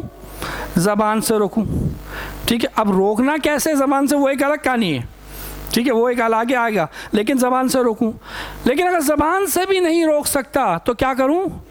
दिल में बुरा जानूं। और फिर अल्लाह के नबी सल्लल्लाहु अलैहि वसल्लम ने क्या फरमाया? ये कमज़ोर ईमान है, ये कमज़ोर तरीन ईमान है, और जो चीज़ कमज़ोर हो उसके गिरने के चांस ज़्यादा होते हैं और ये गिर जाती है, ये कमज़ोर ईमान है। अच्छा, कैसे होता है, गिरती कैसे? क्या होगा? एक बुराई देखी, हाथ में तो मेरे बात ना, मैं कोई साहिब इख्तियार हूँ, मेरा इख्तियार कहाँ चलता है? एज अ मर्द मेरा इख्तियार कहाँ चलता है? मेरे घर पे। मुझे घर पे हाथ से रोकना है, और हाथ से रोकने से क्या मुराद है? ये पकड़ के तो नहीं रोकना है, खाली हाथ से रोकना है, बल्कि मैंने कह दिया मेरे घर में ये नहीं होगा, ये भी क्या हुआ? मैंने हाथ से रोका, उसूल बना दिया, मैंने हाथ से रोक दिया, बस ताकत है।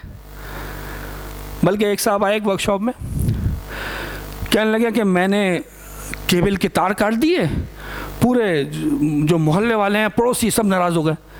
मैंने कहा भाई, वो आपने तार काटने में आपके पड़ोसी मोहल्ले वाले वो क्यों नाराज़ हो गए? कहने लगे मैंने सबके तार काट दिए थे। क्या झगड़ा हो गया, मैंने सबके तार काट। तो वो अब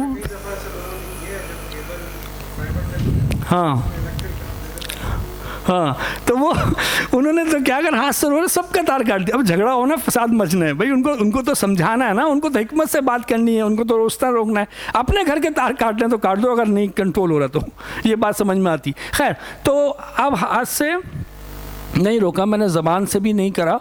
क्यों नहीं करा मैंने ज़बान से? नहीं, खामा में बात ख़राब हो जाती है, ताल्लुकात बिगड़ जाते हैं, माहौल ख़राब हो जाएगा। और हर एक को पता है भाई, सबको दीन पता है, सब जानते हैं, सब ने अपनी कब्र में जाना है, सबको मालूम है, हमें कोई ज़रूरत नहीं, आदमी अपना अपना देखे, बस अपना अपना सही करे पहले। इसलिए जो है ना, हिम्मत ताकत हो ही नहीं बोलने की, और इसलिए सिर्फ दिल में बुरा जाननी है। तो क्या होता है फिर, वो कुछ दिन बाद वो बुराई भी नहीं लगती। इसकी मिसाल दूँ मैं आपको, ये यहाँ पे होर्डिंग पे औरतों की तस्वीरें लगनी शुरू हुई, स्लीवलेस, अभी चंद 2 साल 3 साल पहले से शुरू हुई ना, स्लीवलेस, बिल्कुल स्लीव ही नहीं है। तो कुछ दीनदार तबके को बड़ा गुस्सा आया, उन्होंने जो भी एहतजाज करना था, जैसा करना था, बुरा मानना था, कुछ करा। तो ये किया, अच्छी बात है, किया, बुराई है ये, ठीक है। लेकिन मेरा एक सवाल है,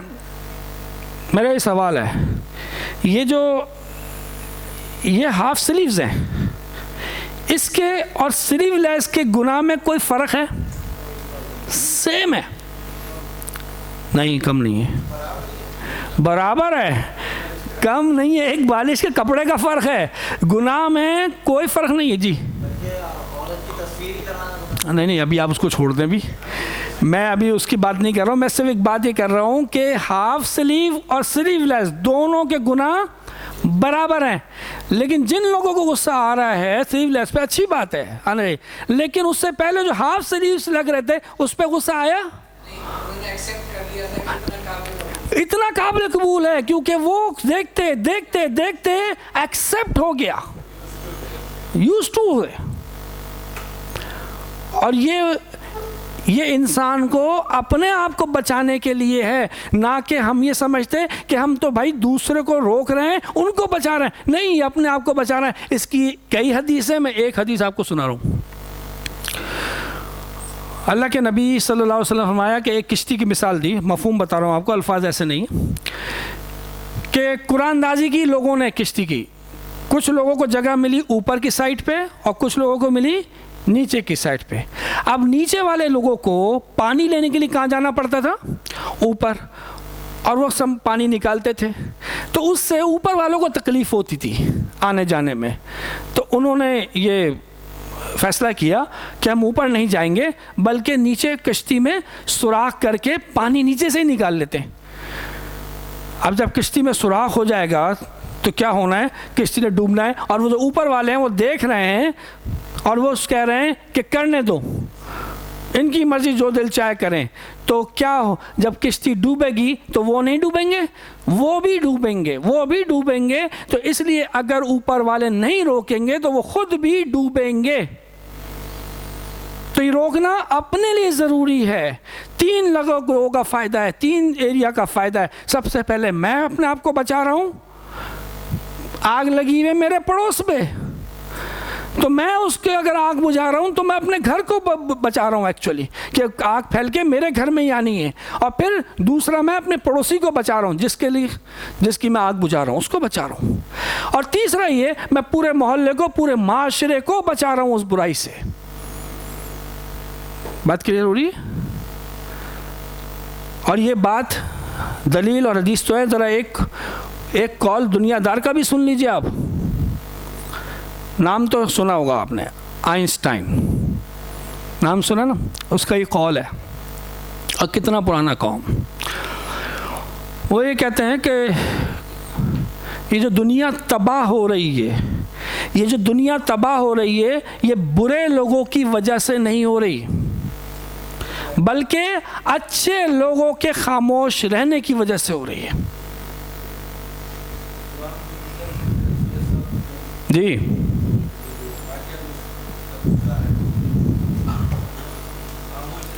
हाँ, 3 गिरोह बन गए थे। अच्छा, वो उस तफसीर में है, वैसे तो वो इसको इसी तरह कहते हैं कि एक अजाब किस पे नाज़िल हुआ? 2 पे नाज़िल हुआ।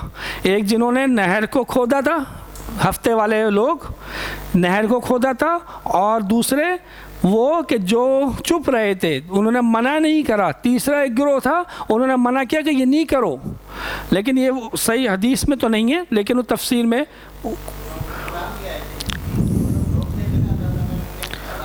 उनको बचा लिया। लेकिन जो 2 को अज़ाब हुआ, हाँ, तो 2 हुआ, तो 2 वाला जो है ना, वो एरिया कुरान में है नहीं, लेकिन इसको रिवायत के तौर पे बयान किया जाता है। मतलब ये बात क्लियर होनी चाहिए ना कि रिवायत पे है ये, ठीक है? तो ये बात सही है। तो ये तो और भी हदीस है। एक वो आलिम राहिब की, अल्लाह ताला ने अजाब के लिए भेजा कि फरिश्तों को कि भाई उस बस्ती पे उलट दो उसको। तो फरिश्तों ने कहा वहाँ तो इतना एक नेक आदमी रहता है।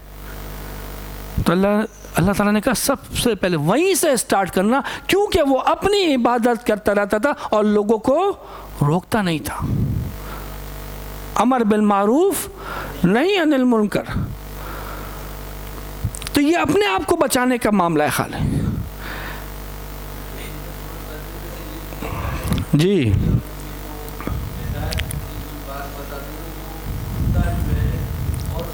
हाँ, देखे ना, वहाँ पे सबके हैं, सबके हैं, आपके नहीं है।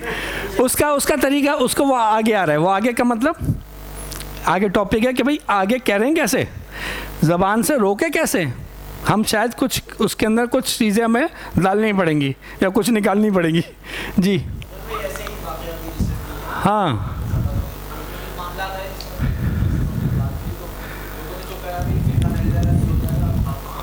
हाँ हाँ हाँ, अभी देखना पड़ेगा। देखिए आपको मैं इधर कुरान की एक आयत है,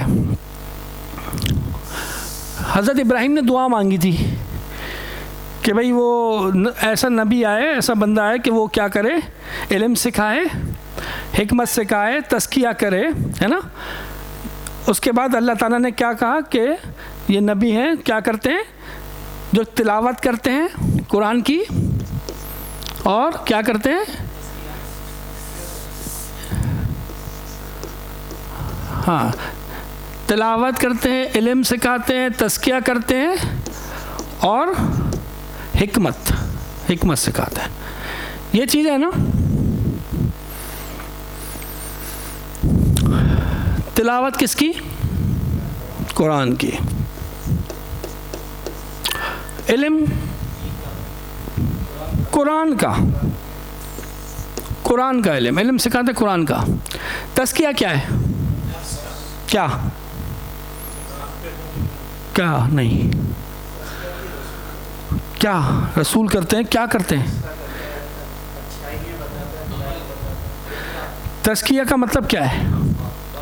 पाक करना। किससे? बुराइयों से, नापाकी से, उसका पाक करना। ठीक है, इल्म दे दिया अमल करने के लिए कि ये करो, लेकिन झाड़ झंकार, काटे शाटे, ये वो, इसको भी तो साफ करना ज़रूरी है। तज़किया करते हैं, यानी कि किससे? गुनाहों से। हिकमत क्या है? बेहतर तरीके से, अच्छे तरीके से लोगों के स्टैंडर्ड पे आके, जहाँ जैसी उम्र ज़रूरत है उस हिसाब से उसको। हिकमत ये सर इस तरह है कि इस तरह मैं कर रहा हूँ कि कभी बच्चे के साथ बच्चा बनना पड़ेगा, कभी अगर कोई बदमाश है उसके साथ बदमाशी वाला। हाँ, हिकमत के मायने क्या, तारीफ़ क्या है? हिकमत के लफ्ज़ की तारीफ़ क्या है? किसी भी चीज़ को उसके अपने मकाम पे रखना। इल्म नहीं, किसी भी चीज़ को उसके अपने मकाम पे रखना, इसे हिकमत कहते हैं। ठीक है, इंसाफ नहीं, अदल नहीं, उसका मकाम है। अदल करना तो मकाम है, लेकिन किसी भी चीज़ को उसके मकाम पे रखना, ये क्या है? हिकमत है। ठीक है, इसको दूसरे उर्दू के अंदर एक और चीज़ भी कहते हैं, चलें उसको छोड़ दें, लेकिन ये हिकमत है। अब अल्लाह के नबी हिकमत सिखाते हैं। हिकमत क्या है? उलमा क्या कहते हैं? हिकमत क्या है? सुन्नत।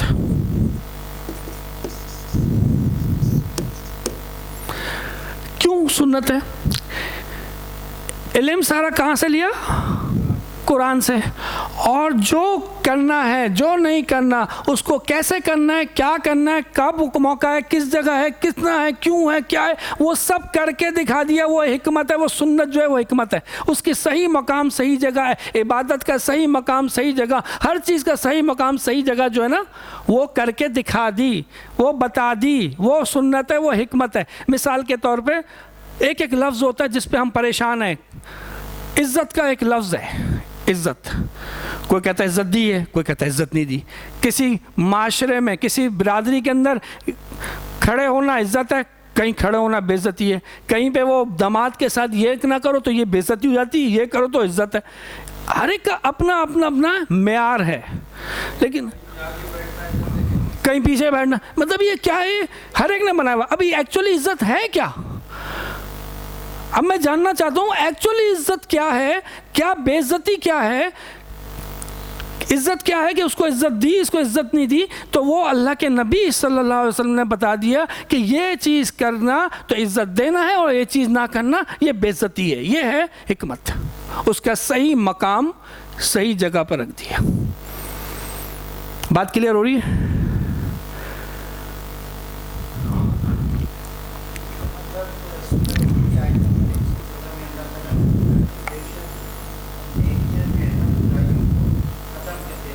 जी बिल्कुल।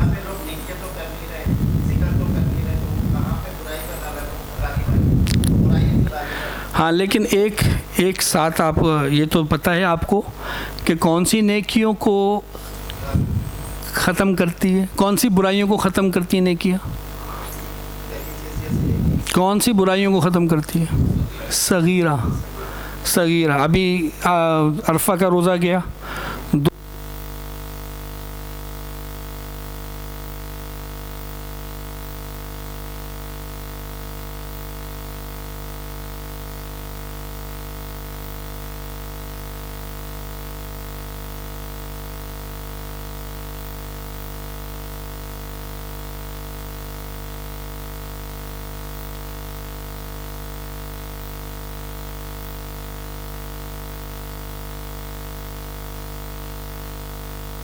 तलकीन नहीं करेंगे तो मसला है। मिसाल के तौर पे किसी को कोई परेशानी आ गई, कोई मसला आ गया, कोई गम कुछ हो गया और मैं उसको सब्र की तलकीन ना करूं होते हुए भी, तो वो तो डाउन हो रहा है ना, वो तो परेशान है ना। उसको कैसे निकालेंगे? कोई डूब रहा है, यानी कि कोई डूब रहा है और मैं ताकत रखता हूँ उसको बचाने की और मैं नहीं बचा रहा, तो ये गुनाह नहीं होगा? भाई किसी पे कोई परेशानी आ गई, किसी के साथ कोई ज़्यादती हो गई, किसी पे जुल्म हो गया, कोई आसमानी आफत आ गई, कुछ आ गया और मैं उसको सब्र की तलकीन नहीं कर रहा, मैं उसको हिम्मत नहीं दिला रहा, तो क्या मैं बच जाऊंगा? जी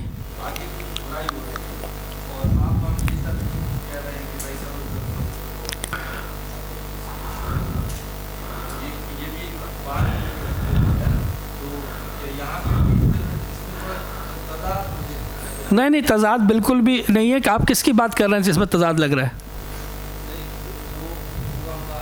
जब बात कर रहे थे, हाँ हाँ, तो हिकमत, इसमें हिकमत चाहिए, इसमें हिकमत चाहिए। अल्लाह के नबी सल्लल्लाहु अलैहि वसल्लम ने कभी रोका और कभी खामोश भी रहे।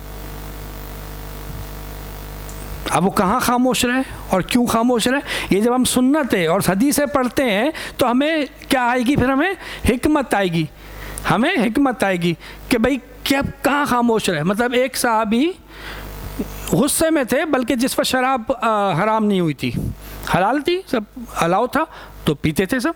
पूरा मदीने की गलियों में वो कहते हैं ना, शराब बही थी तो वो पीने वाले कौन थे? मुसलमान ही थे सब। तो वो जो शराब का ज़ाहिर पता नशा होता है, नुकसान ज़्यादा है, फ़ायदा कम है। तो अब उसमें जो हुआ कि गुस्से में आ गए उसमें और नशे में थे, तो अल्लाह के नबी सल्लल्लाहु, उन्होंने क्या करा कि एक और साहबी के ऊँट की कूचे काट दी, टांगे काट दी, उनको काट दिया। तो वो शिकायत लेके पहुँचे थे, तो अल्लाह के नबी आए समझाने के लिए, लेकिन वो थे किस में? नशे में थे, गुस्से में थे। तो अल्लाह के नबी ने एक लफ्ज़ नहीं कहा और वापस चले गए। क्यों नहीं कहा? क्योंकि इस वक्त समझाना बेकार है, फ़ायदा ही नहीं होगा, क्योंकि वो अपने होश में ही नहीं है। तो ये हमें क्या पता चला? हिकमत पता चली कि कोई आदमी, यानी कि आगे आ रहा था कि जिस वक्त गुस्से में हो, बहुत ज़्यादा गुस्से में हो, उस वक्त उसको समझाने की कोशिश नहीं करनी चाहिए। पहले उसका गुस्सा ठंडा करने की कोशिश करो, और जब ठंडा हो जाए फिर बैठ के आराम से समझाना है। यह है हिकमत। जी हाँ हाँ, तो उसको गुस्सा ठंडा करना ना, उसको उस वक्त क्या करना है? गुस्सा ठंडा करना है। जैसे एक दो आदमी लड़ रहे थे, अल्लाह के नबी सल्लल्लाहु अलैहि वसल्लम ने कहा, मैं एक ऐसा कलमा जानता हूँ अगर पढ़ लें तो ये गुस्सा ठंडा हो जाएगा। उसको इस बात पे गुस्सा आ गया, लेकिन अब वो क्या है? कलमा है कि गुस्सा ठंडा हो जाएगा। उसको किसी को लान, यानी कि ये तो नहीं करना कि मुलामत करी कुछ करना। बात ये हो रही है कि उसको समझाना बाद में, उस वक्त उसको ठंडा करना है। बात क्लियर हो रही है? इसमें कोई, इसमें कॉन्ट्रडिक्ट तो नहीं है ना? अभी आ रही है, अभी भी क्या चीज़ आ रही है? उस वक्त ये कहें, अगर उस वक्त उसको अगर ये कहें कि तुम गलत हो, अब ये सब कॉन्शियस में क्या उठाएगा, उसको निकालेगा? अभी वो खुद सब कॉन्शियस में क्या चीज़ निकलेगी बाहर? अना निकलेगी, उसकी अना वो बाहर आएगी, उसको और गुस्सा आएगा इस बात पे। क्योंकि अब उसका कंट्रोल नहीं है, उसकी अक्ल काम नहीं कर रही है, वो गलत सही अभी समझने के काबिल नहीं है। हाँ, अभी क्या कहना चाहिए, चलो छोड़ो कोई बात नहीं, अरे तुम कोई बात नहीं, छोड़, तुम तो ये हो, तुम ऐसी पॉजिटिव बात करके उसको अभी गुस्से को ठंडा करना है। और जब ठंडा हो जाए फिर उसके बाद उसको समझाना है या बताना है कि तुमने गलत किया या सही किया या कैसे किया, वो भी तरीका है, वो इंशाल्लाह आगे आएगा ना, वो करेंगे। अच्छा, यहाँ तक बात क्लियर हो गई कि हमें जो चीज़ अंदर चली गई है उसको अपने आप को बचाने के लिए उसके ख़िलाफ़ काम करना पड़ेगा, उसके ख़िलाफ़ बात करनी पड़ेगी ताकि वो चीज़ हमारे अंदर ना जा पाए। यहाँ तक क्लियर है? आइए जी।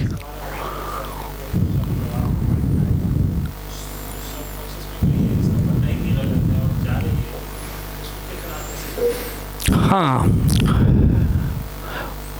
बड़ी एक बात ये है कि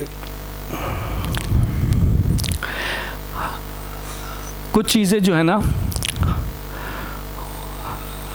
वो हमें पता नहीं चलता ना, इसकी वजह क्या होती है, किस चीज़ की कमी है हमारे पास, इल्म की कमी। और कौन सा इल्म की कमी है? जब हम ये हिकमत और ये सब करेंगे तो हमें बहुत सारी चीज़ों का एक तो पता चल जाएगा, लेकिन ज़ाहिर बात है अब नई चीज़ें भी आती हैं, तो वो कैसे होगा, वो कैसे पता चलता है? देखिए, अल्लाह ताला, एक हदीस है ना कि अल्लाह ताला जिससे मोहब्बत करता है उसे क्या देता है? दीन का फ़हम दे देता है, दीन की समझ दे देता है, उसूल उसको समझ में आ जाते हैं। और कोई चीज़ भी उसूल से टकराती ना, उसके वो फ़ौरन एंटीना निकल जाता है, ये तो सही नहीं लग रहा, ये तो गड़बड़ लग रही है, ये तो मसला है। एक बात तो ये, यानी एक तो इल्म की कमी हो गई, फिर ये बात हो गई, फिर तीसरी बात एक और है कि जब हम अगर एक मुसलमान होने के नाते हमारा पूरा तर्ज़ ज़िंदगी कौन सा होना चाहिए? सुन्नत के मुताबिक। अगर हम सुन्नत के मुताबिक अगर अपना तर्ज़ ज़िंदगी इख्तियार कर लें तो आप यकीन करें कि वो एक एक डब्बे को चेक नहीं करना पड़ेगा कि इसमें वो वाले है कि नहीं है, वो नंबर है कि नहीं है, वो मसला है कि नहीं है, ठीक है, वो ख़ुद ब खुद बहुत सारी चीज़ें अवॉइड हो जाएगा। ये हो गया एक तरीका। चौथा जो तरीका है, फिर जब ये सब हो जाएगा तो फिर क्या होगा? फिर एक हथियार दिया गया है, ये तो आपकी इस्तिताअत है ना, अब जब इस्तिताअत नहीं है उसके लिए क्या है? एक हथियार है, दुआ। वो दुआ है और फिर हिफाजत कौन करेगा? अल्लाह ताला करेगा फरिश्तों के ज़रिए, वो बचाएगा फिर वो। और आपको ये तो पता है ना कि जिधर ज़िक्र हो रहा होता है वहाँ पे उल्टी सीधी चीज़ें जाना मुश्किल होता है। और ख़ाली जहन तो छोड़ना ही नहीं चाहिए, क्योंकि खाली जहन छोड़ते ही ख़यालात आते हैं ख़ुद ब खुद। और जो ख़ुद ब खुद ख़यालात आते हैं वो कौन से आते हैं? पॉजिटिव आते हैं, मोस्टली नेगेटिव, महरूमियाँ, परेशानियाँ, या फिर फैंटेसी, यानी कि वो ऐसे ख़यालात आते हैं। तो इसलिए खाली नहीं छोड़ना। प्लानिंग में नहीं आता, ये नहीं कि आदमी प्लानिंग को नहीं लेते हम, सोच भी आती है ना, प्लानिंग करते हैं इंसान के मैंने ये करना है, ये नहीं आता। अच्छा, ये सब नेगेटिव हैं, ख्यालात जो खुद आते हैं वो नेगेटिव होते हैं। इसको कैसे पहचानेंगे आपके ये नेगेटिव हैं? पॉजिटिव ख्यालात, पॉजिटिव चीज़ें और नेगेटिव चीज़ें में कैसे फ़र्क पता होता है? पहचान क्या है?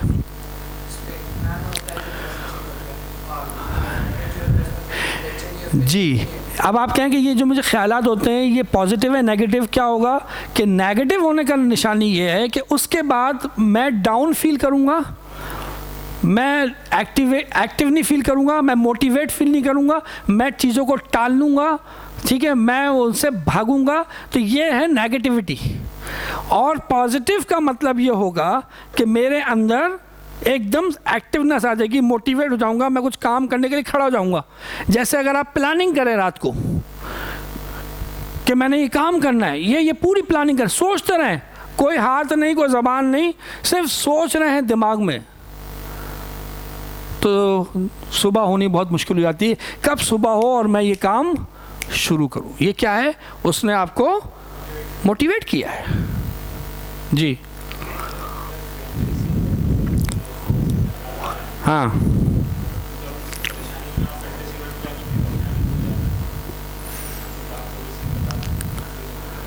हाँ तो वो अच्छा भूल जाता है, वो तो नशा करने वाला भी भूल जाता है।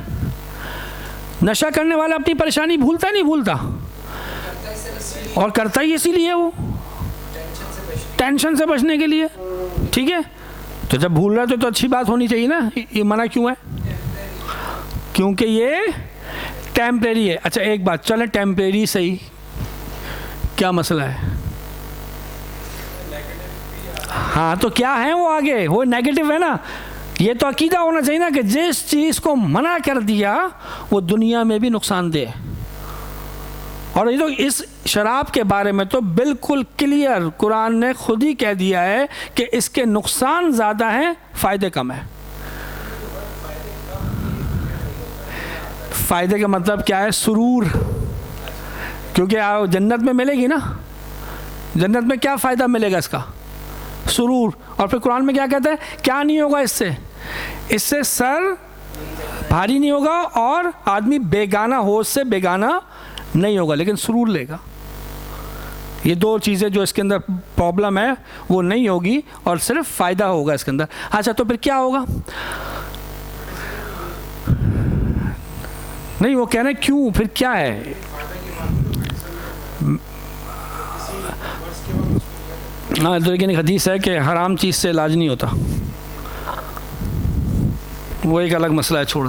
लेकिन बात ये हो रही है कि जब इसमें अगर थोड़ी देर के लिए भी मुझे फ़ायदा मिल रहा है, थोड़ी देर के लिए भी फ़ायदा मिल रहा है, तो फिर क्यों नहीं? फिर क्या है इसमें? नुकसान क्या है एक्चुअली? जी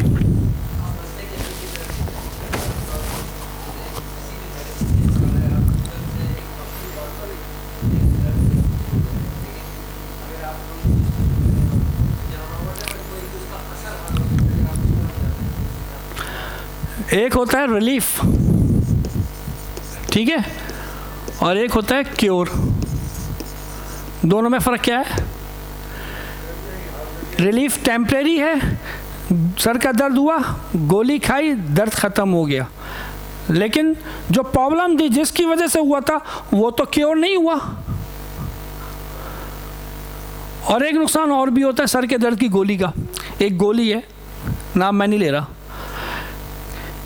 ये जो यही है, हाँ ये आमतौर से पाउस्टान, पैनाडोल, इनमें से अभी अखबार में मैंने पढ़ा था, रिसर्च आई है कि इसको ज़्यादा खाने से, मुस्तकिल खाने से कैंसर होता है। हाँ वो तो असर भी नहीं होता, वो एक की जगह दो लेनी पड़ती है, फिर 4 लेनी पड़ती है, इस तरह होती है। तो बात क्या होती है कि वो रिलीफ कर रहा है, लेकिन फ़ायदा हो रहा है, लेकिन पीछे क्या कर रही है? नुकसान कर रहा है। जैसे एनर्जी ड्रिंक आती है, एनर्जी ड्रिंक आती है ना, एनर्जी ड्रिंक पीते ही ताकत आती है ना, एनर्जी आती है। लेकिन आप ये सब जानते हैं कि उस एनर्जी ड्रिंक का लॉन्ग टर्म में नुकसान है, एनर्जी ख़त्म हो रही है अंदर से, ख़त्म। उसके विल पावर, उसका जो सिस्टम होता है आपका इम्यून सिस्टम, वो ख़त्म करता है।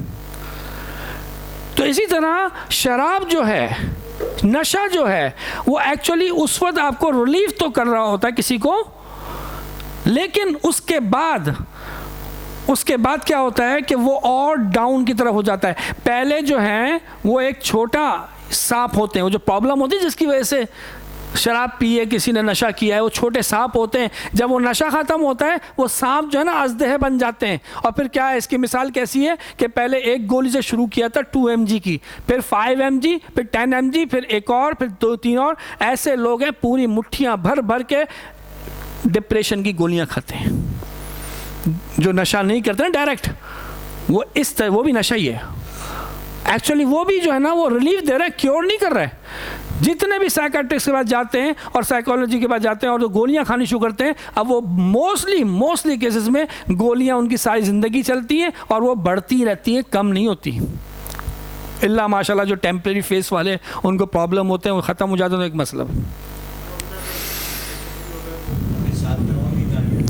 वो एक अलग कहानी। तो ये चीज़ जो है ना रिलीफ हो जाता है, क्योर नहीं होता। बात यहाँ तक क्लियर है। और फिर आज हमारा यहीं तक रखते हैं, इंशाल्लाह टाइम पूरा हो गया जी।